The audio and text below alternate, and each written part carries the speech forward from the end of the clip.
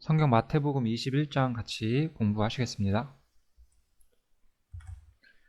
이 마태복음 21장에서 이제 예수님께서 나귀를 타고 그 예루살렘에 들어오시는 장면으로 시작을 하는데, 이건 이제 스가랴에 나온 말씀이 성취가 되는 거죠. 선지자로 하신 말씀을 이루려 하심이라. 일렀으되 시온 딸에게 이르기를 네 왕이 내게 임하나니 그는 겸손하여 나귀 곧 멍에 매는 짐승의 새끼를 탔도다 하라 하였느니라. 이 장면은 예수님이 초림하셨을 때 예수님께서는 그 겸손해서 십자가에 죽으시고 부활하시기 위해 오신 거잖아요. 그래서 이분께서는 사실 십자가에 돌아가시기 위해서 하나님의 영원한 목적을 성취하시기 위해서 오시는 것이었고, 그렇기 때문에 여전히 겸손한 모습으로 나귀를 타시는 거죠. 원래 왕은 백마를 타잖아요. 근데 여기서 예수님께서는 왕이시지만 그 나귀 곧 멍에 매는 짐승의 새끼를 탔다, 이렇게 예언의 말씀이 있었고 성취가 되는 거죠. 이 말씀은 그래서 좀 두 가지 정도로 결론을 우리가 내볼 수가 있는데, 하나는 메시아 예언이 또 하나가 성취되면서 주님이 확실한 메시아라는 것을 증거했다는 것이고요. 또 하나는 이분은 영광을 위해서 오신 것이 아니라 섬김을 행하기 위해서, 우리를 위해서 십자가에 죽기까지 하나님께 복종하시기 위해서 오셨다. 이것을 우리가 볼 수 있는 장면인 것 같아요. 이 말씀이 참 우리가 생각할 점이 많이 있는데, 이 뒷부분하고 좀 비교를 해서 우리가 좀 생각을 해보면 좋겠거든요. 여기 보면 이제 예루살렘에 입성하실 때 호산나 다윗의 자손이여 찬송하리로다 주의 이름으로 오시는 이여 가장 높은 곳에서 호산나 하더라, 이렇게 이야기가 나오잖아요. 이 호산나는 우리를 구원하소서 이런 뜻이고, 이 말씀이 시편 118편에 좀 비슷한 말씀이 있죠. 주님께서 예루살렘에 입성하시는 것을 이 무리가 보고 주님께서 다윗의 자손으로서 자신들을 구원하고, 여기서 이제 구원이란 것은 어떤 로마로부터의 해방이겠죠. 여기서의 문맥을 우리가 살펴봤을 때 이런 것들을 이들은 바라면서 무리가 소리를 질렀다는 거예요. 그래서 우리가 좀 생각해 볼 게, 이 무리가 온전한 믿음을 가진 사람들로만 이루어져 있는 것은 아니라는 거죠. 여전히 메시아에 대한 오해를 가지고 있었고, 제자들 또한 여전히 주님이 십자가에 죽으신다는 것을 전혀 이해하지 못하고 있었어요. 그렇기 때문에 주님이 오신 이유는 여기 나귀를 타신 것처럼 섬김을 받으려 하는 것이 아니라 오히려 섬기려 오신 거잖아요. 그래서 주님께서는 자신이 하셔야 될 일을 정확히 알기 때문에 나귀를 타셨고, 그로 인해서 스가랴 말씀이 성취가 됐지만,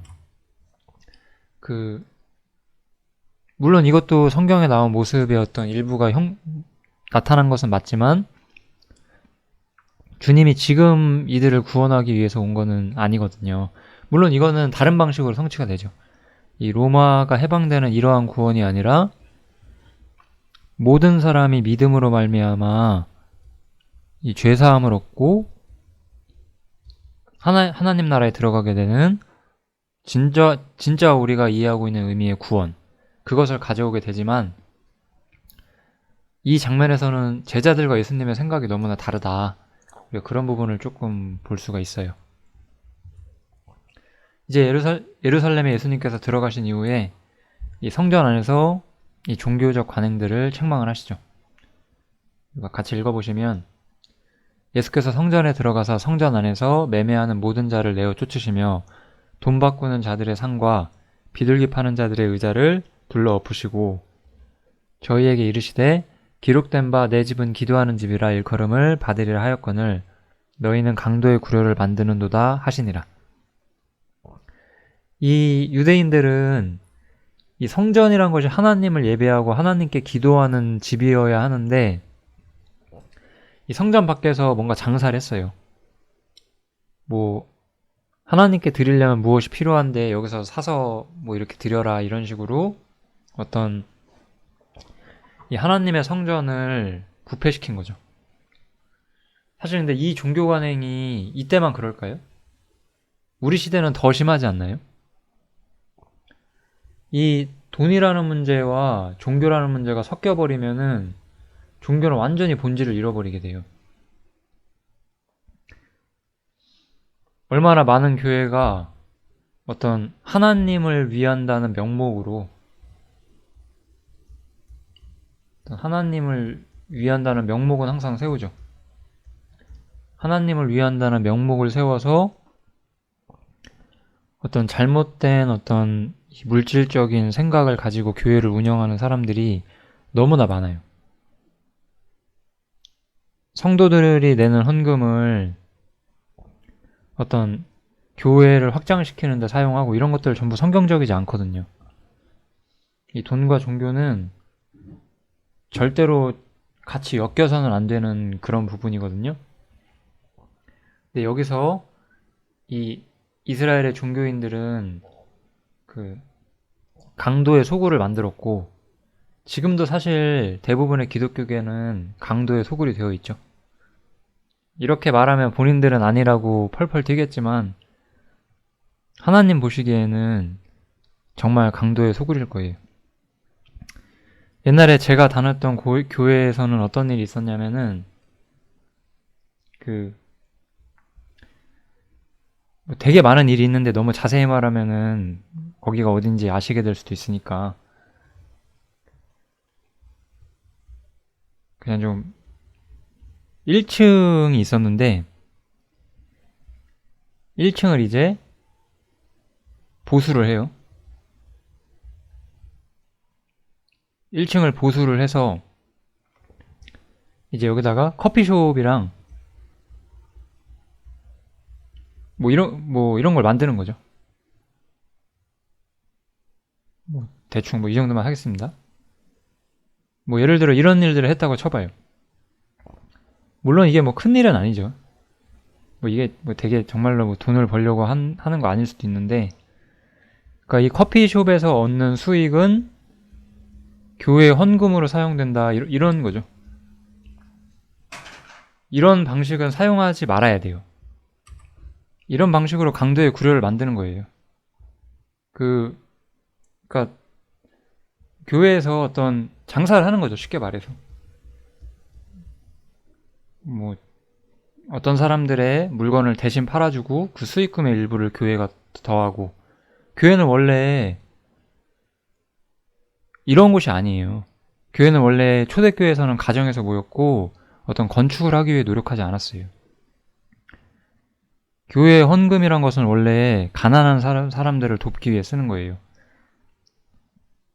11조라든지 건축 헌금, 뭐 그 외 여러 가지 헌금들은 전부 성서적인 기반이 전혀 없고 잘못된 관행들로 인해 새겨져 온 것이고, 물론 이런 말을 들으면은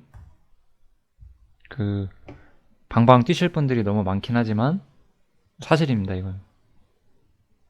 베드로후서 2장을 봐보시면은 거짓 선지자들이 있는데, 이 거짓 선지자들이 탐심을 인하여 지은 말을 가지고 탐심 때문에 지은 말을 지어낸다는 거예요. 탐심 때문에 지은 말을 가지고 너희로 어떤 교회의 어떤 공동체 구성원들을 말하는 거겠죠? 너희로 이를 삼는다. 성도를 이로 삼고자 하는 사람들, 이것이 명백하게 눈에 띄든 아니면 교묘한 방식을 사용하든지 간에 그런 것들은 성경적인 관행이 아니고 어떤 사단이 하는 일들이죠. 그래서 이들은 잘못된 종교 행사 가운데 있었고 주님께서 이들의 어떤 잘못된 관행을 심판하시고 계시죠. 오히려 주님께서는 이 성전에서 이렇게 예수께 나오는 사람들에게 오히려 능력을 베푸셔서 또 치료해 주시는 일들을 하셨어요. 대제사장들과 서기관들, 이 바리새인들은 이렇게 예수께서 하시는 일을 보고 여기 보면 분했다고 하죠. 이들은 질투와 어떤 분으로 인해서 주님께 반대하고 주님을 거절하는 자리까지 나아가게 되죠. 그래서 이 제사장들이 예수님께 와가지고 저희 하는 말을 듣느냐 이렇게 예수님께 묻는 거예요. 지금 뭐 저들이 저런 말을 하게 네가 이렇게 왜 움직이느냐 이렇게 이야기를 하는 거겠죠. 그러니까 예수님께서는 오히려 이것이 당연한 일이고 성경에서 메시아가 오면 이렇게 어린아이와 젖먹이들의 입에서 나오는 찬미가 온전케 한다는 성경을 너희가 읽어본 적이 없냐 이렇게 되물으시는 거죠. 이건 이제 시편 8편에 나오는 말씀인데요. 이 시편 8편에 있는 말씀을 예수님께서 인용하셔가지고 이스라엘의 반대를 물리치시고 자신이 성경에서 약속된 메시아이심을 다시 한번 말씀을 하시는 거죠. 그렇지만 이제 예수님께서는 그들을 떠나시죠. 이미 이 예루살렘에서 예수님께서는 자기 자리가 없다는 걸 아셨기 때문에 그들을 떠나서 성 밖으로 가서 베다니로 나가셔서 거기서 이제 유하시게 되는 거예요. 예수님께서는 예루살렘에서도 거절당하시게 되고 이스라엘 이 당대에도 주님을 믿는 사람들도 있었지만 대부분의 이스라엘 민족은 예수님을 거절하는 쪽에 서게 되는 거예요. 전 이 말씀에서 요거를 제가 덧붙이고 싶어요. 아까 시편 8편 말씀에도 나온 것처럼 젖먹이들과 어린아이들의 찬송이 온전케 하심을 들어본 적이 없냐고 했잖아요. 그래서 천국은 항상 어린아이들의 것이다. 이런 표현이 우리 이전에 18장에서도 나왔었잖아요. 그래서 고린도전서에 나오는 구절들인데 한 번씩 우리가 읽어보시면 좀 좋은 도움이 될 것 같아요. 지혜 있는 자가 어디 있느뇨? 선비가 어디 있느뇨? 이 세대의 변사가 어디 있느뇨? 하나님께서 이 세상의 지혜를 미련케 하신 것이 아니뇨. 하나님께서는 세상에서 지혜롭다고 하는 자들에게 어떤 인정받기 위해서 그렇게 행동하시거나 그렇게 보여주시는 분이 아니잖아요. 하나님께서는 지극히 높은 지혜와 지식을 가지고 계시고 겸손하고 낮은 자들에게 자신의 진리를 보여주시는 거죠. 그래서 여기 이 지혜는 이 세대의 관원이 하나도 알지 못하였나니 만일 알았다면 영광의 주를 십자가에 못 박지 아니하였으리라. 이 복음의 지혜는 이 세대의 관원들, 주님의 시대를 말하는 거겠죠. 이때의 사람들이 하나도 알지를 못했대요. 만약에 그들이 알았다면 영광의 주를 십자가에 못 박지 아니하였을 것이다. 이렇게 말하면서 이 복음에 나타난 하나님의 지혜, 이렇게 지혜롭다고 스스로 여기는 자들은 거절하고 주님을 찾는 어린아이들에게는 나타났던 이 진리의 복음을 이 세대의 관원들, 지혜롭다고 하는 자들은 복음을 깨닫지 못하고 거절하게 되는 걸 볼 수가 있죠. 이런 일이 있은 후에 이제 다음날 예수님께서 이제 무화과 나무를 보시고 가서 잎사귀밖에 아무것도 얻지 못하신 다음에 나무에게 이렇게 말씀하시죠. 이제부터 영원토록 내게 열매가 맺지 못하리라 하시니 무화과 나무가 곧 마른지라. 이 무화과 나무는 당연히 잘 아실 거라 생각하는데 이스라엘의 상징이죠. 이스라엘을 상징하는 나무가 3개가 있어요. 여기 나온 무화과 나무, 그 다음에 그리고 포도나무라는 게 있죠. 그 다음에 감람나무가 있어요. 근데 이건 나중에 이 주제에 대해서 따로 다룰 수 있는 기회가 있으면 다루면 될 것 같고요. 어쨌든 이스라엘에게서 주님께서는 열매 맺지 못했다는 뜻이에요. 이 말씀은 무화과나무, 포도나무, 감람나무가 이스라엘 상징한다는 거 우리가 알지 않아도 충분히 이해하실 수 있겠죠? 아무튼 이스라엘이 심판을 받게 되는 게 성경에 이렇게 예수님의 말씀을 통해서 선언이 되죠. 왜냐면 이들이 예수님을 거절했잖아요.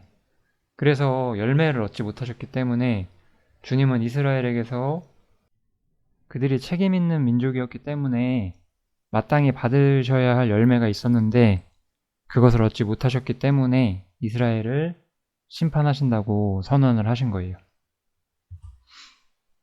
이 이야기를 듣고 나서 이제 제자들이 이 나무가 마른 것을 마르고 이제 이상히 여기게 되거든요.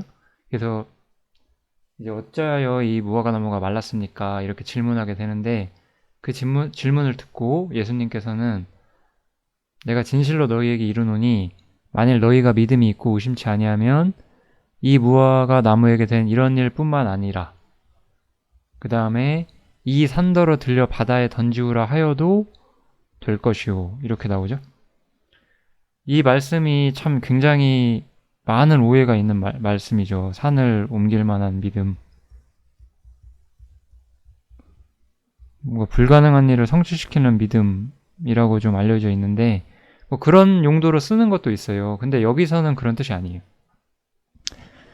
이 무화가 된 일에게 일어날 일을 제자들이 이해한다는 것은 주님께서 무화과 나무를 말리실 수 있다는 걸 이해하려고 하는 게 아니잖아요. 이거는 우리가 이스라엘의 심판이 임하는 것을 배우는 거잖아요. 이 교훈을 통해서. 그러니까 제자들이 여기서 알아야 되는 거는 이 무화과 나무를 통해서 이스라엘이 하나님께 심판을 받는 거죠. 그래서 이 산더러 들려 바다에 던지우라 하여도 될 것이요. 여기서 이 산이라는 건 뭘까요? 예루살렘에 있던 산이잖아요. 그래서 이 산이라고 하는 것은 사실은 예루살렘 그리고 이스라엘의 종교 시스템 유대교를 이야기를 하는 거죠. 이 산이 이 유대교가 산에서 들려서 유대교라는 산이 들려서 바다에 던져져요. 그래서 결국 이것은 유대교의 어떤 운명을 상징하는 거예요. 유대교는 세상에서 버려지게 된다는 것을 이야기를 하는 거죠. 저랑 같이 마태복음 계속 같이 공부하셨으면 아마 이해하실 수 있을 거예요. 왜 이런 얘기가 나오는지. 유대교는 더 이상 하나님을 섬기는 올바른 방식이 될 수가 없다는 것을 우리가 마태복음에서 계속해서 보고 있잖아요. 그래서 유대교는 세상에서 버려지게 되고 이 주제는 특별히 마태복음에서는 굉장히 중요한 거예요. 왜냐하면 마태복음은 유대인들을 수신자로 쓰는 거고 왜 예수님이 오셔서 유대교가 무너지게 되는지를 이들은 정확히 배울 필요가 있었어요. 우리는 이들만큼 정확히 배우지 않아도 되지만 성경 전체에 대한 완벽한 조명을 가지기 위해서는 마태복음을 잘 배워야 되는 것이고 유대인들한테는 아주 개인적으로 중요한 문제가 되는 거예요. 그래서 이렇게 마태복음 기록이 돼 있게 된 거고요. 이 유대교를 포기해야 된다는 것이 사실 히브리서의 주제예요. 많은 분들이 히브리서를 어려워하시죠? 성경에서 마태복음과 히브리서가 어려운데 왜냐면 이거는 유대적인 성경이라서 그래요. 유대인들에게 주는 성경인데 이걸 유대교를 버려야 한다는 말씀, 유대교를 포기해야 한다는 어떤 교훈이 있다는 걸로 이해하지 못하게 되면은 마태복음과 히브리서를 이해하는 데 있어서 크나큰 실수를 할 수가 있어요. 그래서 마태복음과 히브리서가 유대교가 버려지게 되고 유대교를 붙잡으면 안 된다는 말을 하는 거라서 특별히 중요한 것이고요. 우리 이방인들에게도 좀 교훈이 된다면 유대교 시스템으로 돌아가면 안 되죠. 유대교 시스템이라고 하는 것은 성전과 그 다음에 성직자 그리고 예물이라고 할게요. 제사라든지 이런 거요. 어떤 예법이라고 할까요? 어떤 규례라고 할게요. 뭐 이런 거 있잖아요. 이런 것들을 중요시하는 게 바로 유대교 시스템이에요. 우리가 성전을 짓고 성직자를 세우고 어떤 예물이나 예법이나 규례를 잘 세운다고 그게 정말 온전한 기독교가 될 수 있을까? 온전한 기독교는 이런 것들과 거리가 멀어요. 마태복음을 정말 잘 이해하셨다면 지금 제가 하고 있는 말씀을 잘 이해하실 수 있다고 저는 생각이 듭니다. 우리 이렇게 좀 현대 교회를 보면 그 교회당을 지어놓고 나서 뭐 성전이라고 이렇게 이름 짓는 그런 사람들이 있어요. 참 스스로 자신들이 유대교 시스템 따른다고 대놓고 광고를 하는 거죠. 그리고 그렇게 하지 않더라도 어떤 교회를 건축하고 그런 데 안에서 어떤 예배당 같은 거에 중요하고 그런 것들에 어떤 자신의 어떤 힘과 에너지를 쏟는 것은 진정한 주님을 따르는 신앙이 될 수 없고, 여기 나온 유대인들처럼 그 예수님을 대적하는 위치에 서게 될 수도 있습니다. 여러분이 정말 기독교인이라고 한다면 올바른 방식으로 신앙생활을 하셔야 돼요. 그래서 그 예수님께서 이 설명을 해주신 다음에 너희가 기도할 때 무엇이든지 믿고 구하는 것은 다 받으리라 하시니라 이렇게 말씀을 하시잖아요. 그러니까 이런 말씀들도 우리가 이런 질문을 하면 안 돼요. 그러니까 왜 내가 기도했는데 응답이 안 오지? 이런 식으로 생각을 하시면 안 된다는 거예요. 무엇이든지라는 말이 참 우리 생각대로 무엇이든지 믿고 구하는 것은 다 받는다 이런 뜻은 아니에요. 다른 성경에 보면 그 하나님의 뜻대로 구해야지 응답을 받을 수 있다 이런 표현들도 있거든요. 그래서 여기서는 어떤 주님의 경륜과 뜻을 이해하고 거기서 그들이 바라는 것들이 성취된다는 것을 이야기하는 거죠. 우리는 지금 여기서 유대교가 포기되어진다는 진리를 배우고 있고요. 유대교가 포기되어지고 유대교가 버려지게 되고 이제 뭐 정답을 이야기하자면 기독교라는 것이 오게 되고요. 이 기독교라는 시대도 사실 기간이 있고 이스라엘이 다시 지상에서 회복되는 시기가 올 거예요. 이 시기가 지금 당장 오지 않는다는 것을 이들은 알아야 되고 그래도 그들이 믿고 기도하면 얻게 돼요. 왜냐하면 이스라엘 회복이라는 것은 이스라엘이 가진 최고의 기도고 이것은 지금 아직 성취되지 않았지만 반드시 성취될 주제이기 때문에 그래요. 그래서 믿음이라는 것은 항상 바라는 것들의 실상이죠. 우리가 믿음에 대해서 정확히 이해해야 돼요. 믿음이라는 것은 하나님의 뜻을 이해하고 기다리는 거예요. 그날이 올 것을. 그래서 믿음은 바라는 것들의 실상이요 보지 못하는 것들의 증거죠. 마태는 그리고 여기 우리 구약 시대에 나와 있던 이 복음 시대라고 할 거예요. 이 베드로나 바울이나 이런 시대의 사람들은 유대교가 순간적으로 제쳐지게 됐지만 다시 그날이 온다는 것을 이스라엘 민족에게 가르치고 있는 사람들이에요. 마태는 특별히 그 주제를 굉장히 좀 깊이 있게 가르치려고 하고 있는 사람인 거죠. 그래서 제가 이 말씀 하나를 같이 좀 덧붙여놨어요. 이 마태복음을 보는 유대인들은 같은 생각을 해줘야 돼요. 마태랑. 더 나은 본향. 지금 우리 지상에 세워져 있는 이 잘못된 종교 생활을 하고 있는 이 이스라엘이 아니라 완전한 예수님의 어떤 능력과 지혜와 선하심으로 통치되는 완벽한 하나님 나라가 올 때까지 그날을 기다리면서 더 나은 본향을 사모해야 돼요. 이것이 바로 우리 믿음의 조상들이 한 일이다 라고 지금 가르치고 있는 거예요. 마태는. 그래서 제가 아까 히브리서랑의 관계가 진짜 많다고 했죠. 이 두 개는 히브리서 11장.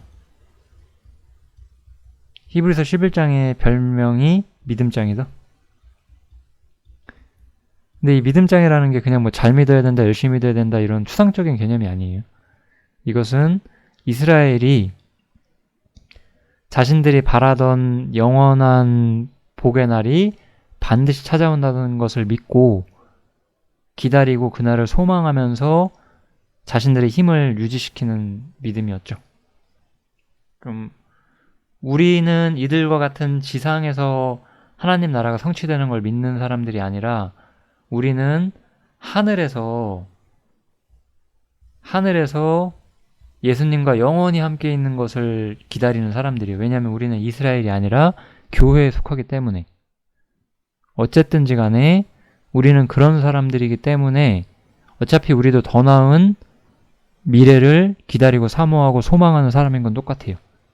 이러한 소망의 어떤 능력, 믿음의 능력, 이런 것들을 꼭 기억하면 좋을 것 같습니다. 이제 예수님께서 성전에 들어가셨을 때 네가 무슨 권세로 이런 일을 하느냐고 또 예수님께 어떤 반대를 하죠. 네가 무슨 권세로 이런 일들을 하느냐. 창조주에게 권위를 물어요. 어리석은 거예요, 이거는 진짜로. 지금도 현대 기독교인들은 자신들의 권위를 세우려고 해요. 모든 권위는 말씀에서부터 나오는 거예요.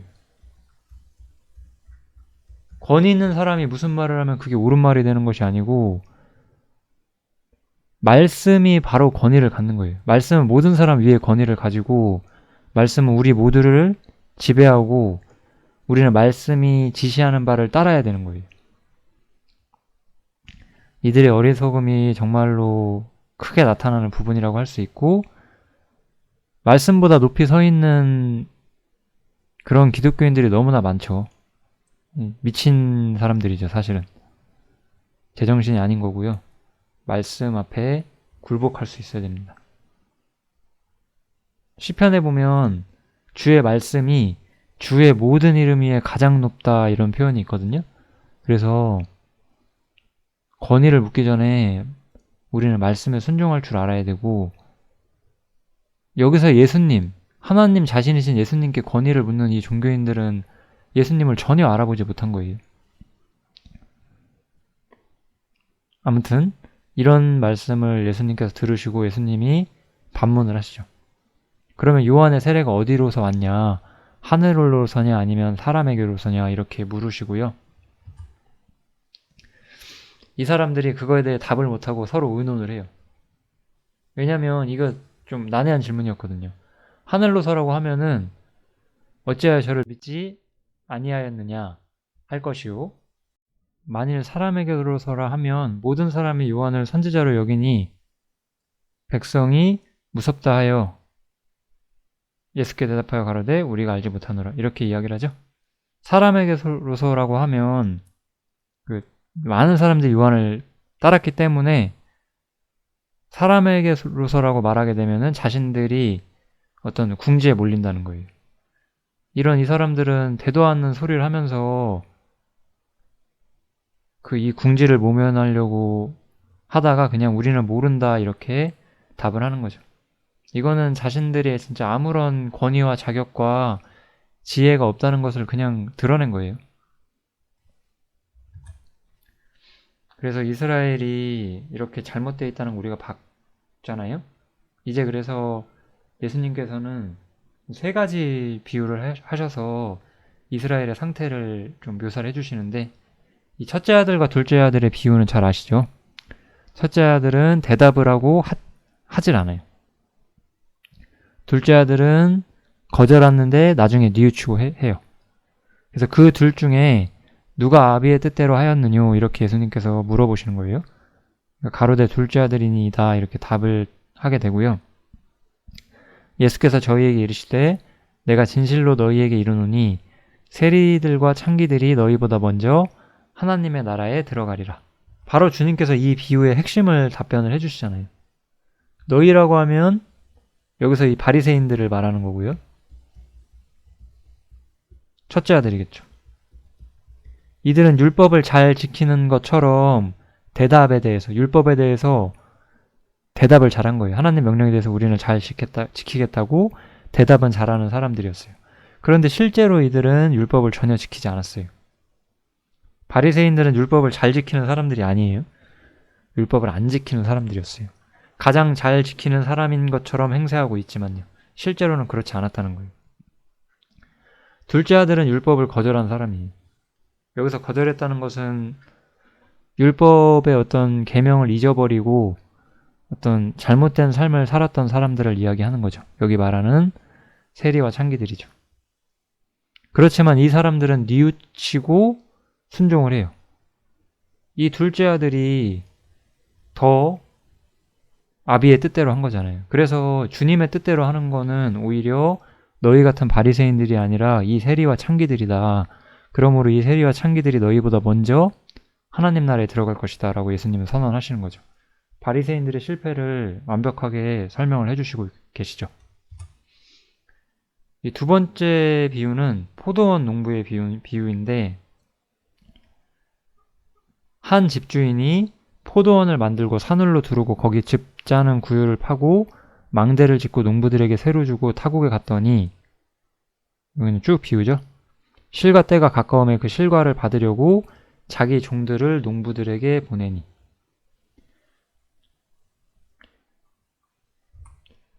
이사야 5장 말씀을 좀 같이 써드렸으면 좋겠다 생각이 문득 들긴 하는데, 이사야 5장에 보면 하나님께서 포도원을 이렇게 어떤 만드신다는 묘사가 나오거든요. 거기서 이제 그 최상품 포도 열매를 얻기를 원했다고 이렇게 나오는데, 근데 나쁜 포도가 나오게 돼요. 이게 되게 이스라엘의 모습인 거죠. 그래서 이건 이사야 5장에 아주 비슷한 표현이 있으니까 좀 참고를 하시면 좋을 것 같고요. 여기서 종들이라 하면 그래서 선지자들이죠. 이스라엘 민족이 올바로 살게끔 가르치는 어떤 선지자들. 근데 이스라엘은 이 선지자들을 계속해서 거절해왔죠. 그래서 때리고 죽이고 돌로 치고 이런 식으로 선지자들을 거절을 해오고, 이제 종들을 더 많이 보냈는데 계속 그렇게 거절을 하다가 마지막에 이제 그 주인이 자기 아들을 보내며 가로되 저희가 내 아들은 공경하리라 하였더니, 아들은 그래도 보내면 공경을 할 것이다 라고 해서 보냈는데, 농부들은 그 아들을 보고 서로 말하되 이는 상속자니 자 죽이고 그의 유업을 차지하자 하고 오히려 이 아들까지 거절하게 되는 거죠. 이렇게 해서 첫 번째는, 우리 첫 번째 비유에서는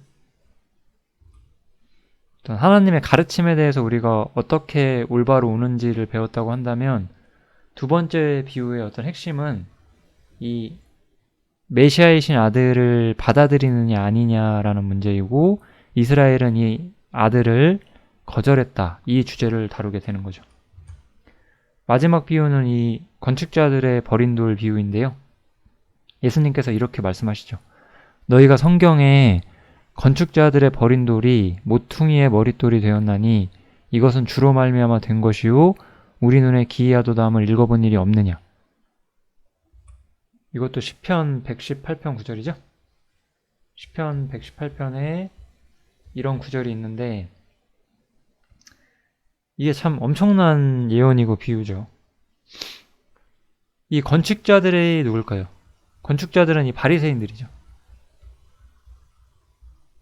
바리새인들이 예수님을 거절했잖아요. 이 버린 돌이 바로 예수님이시잖아요. 근데 이 바리새인들이 버렸던 예수님이 사실은 진짜 하나님 나라를 세우는 머릿돌이 되시는 분이셨어요. 이걸 뜻하는 거잖아요. 이게 얼마나 기이하고 심오한 일이냐라고 예수님은 이들에게 물으신 것이고, 이것은 참 영광스러운, 이건 정말 마태복음 전체의 주제예요. 이거는 이 비유는 마태복음을 어떤 완전히 아우르는 최고의 주제고, 우리가 신약 성경에서 반드시 알아야 되는 가장 중요한 주제죠. 첫 번째는 무엇이냐? 이스라엘이 주님을 거절하고 십자가에 못 박았다는 거예요. 예수님을 거절하고 십자가에 못 박아버리죠. 그런데 이렇게 예수님이 죽으신 그 십자가에서 사실 완전한 은혜와 영광이 전파가 되고 모든 사람에게 죄사함이 전파되는 그리고 하늘에 속해 있는 하나님의 교회의 비밀이 나타나게 되는 엄청난 일이 일어나게 되는 거죠. 이 복음이라고 하는 것, 십자가라고 하는 것에는 위대한 메시지가 담겨져 있어요. 십자가에는 뭐가 있을까요? 십자가에는 우리가 여기서 본 것처럼 인간의 악을 봐요.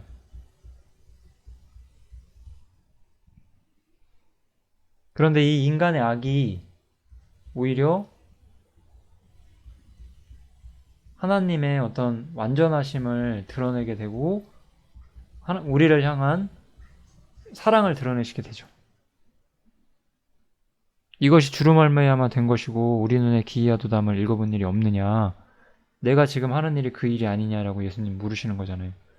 그래서 어떤 인간이 얼마나 악한 존재인지, 제가 예전에 복음에 대해서 말씀드릴 때 인간의 악 중에 가장 큰 악이 바로 주님을 거절하는 거라고 말씀드렸었죠. 이 주님을 거절하는 인간의 가장 큰 악이 드러나게 되었고, 거기서 우리 하나님의 완전한 사랑과 어떤 그 완전하신 공의, 이런 것들을 우리가 모든 걸 볼 수가 있었고, 이 일을 실제로 시행하시는 아들, 우리 예수님을 통해서, 예수님은 순종을 통해서 완벽한 아들로서 영광을 받으시게 되는 거죠. 아직 이 주제는 이제 교회의 주제가 되는데, 아직 이 주제까지는 선명하게 나오지 않았지만 제가 좀 같이 좀 말씀을 드렸고, 교회는 이 두 번째 일이 성취됐기 때문에 예수님께서 영광을 얻으시게 되고, 예수님께서 영광을 얻으셨기 때문에 하늘에 올라가게 되거든요. 그래서 이 하늘에서 기업을 예수님과 함께 얻는 존재들, 이게 바로 교회예요. 그래서 교회라는 것이 어떤 것인지 우리가 좀 잘 배우실 수 있으면 좋을 것 같아요. 우리가 만약 이 시대, 천국 시대라고 제가 말씀드릴게요. 이제 거의 마태복음을 다 배웠으니까, 거의 성경을 다 배운 여러분들이 이 천국 시대의 말씀을 듣고 특별히 진리의 말씀을 올바로 들어서 좋은 밭이 되신 분들, 정말로 거듭난 분들, 거듭난 사람들의 모임이 교회가 아니에요. 그렇게 생각하시면 안 돼요. 교회는 하나님의 영원한 영광이 아들의 완전한 순종을 통해서 아들에게 주어지게 되었는데, 아들과 함께 아들의 신부로서 아들이 누릴 모든 영광과 모든 기업을 함께 나눌 존재, 그 아들과 동등한 신분과 위치를 가지고 아들의 모든 것들을 함께 누리는 존재, 부부가 하나인 것처럼 아들과 하나가 되어서 하나님의 모든 기업을 누릴 세상에서 가장 복 있는 존재, 그것이 바로 교회거든요. 이스라엘은 이 지상에서 나중에 회복되게 되겠지만, 교회는 나중에 영원한 하늘에서 가장 완전한 모습으로 영원히 존재하게 될 거예요. 교회는 이스라엘보다 훨씬 더 높은 아름다움과 영원한 기업을 소유하고 있는 그런 곳들이죠. 교회에 대한 주제가 없지만 조금 말씀을 드리고 싶어서 제가 좀 마무리를 그렇게 했고요. 마태복음 21장은 지금 여기까지 말씀드리는 만큼 정도의 어떤 이야기들이 나왔어요. 정리 잘 해주시고, 마태복음 21장이 성경을 공부하는 데는 굉장히 중요한 장이에요.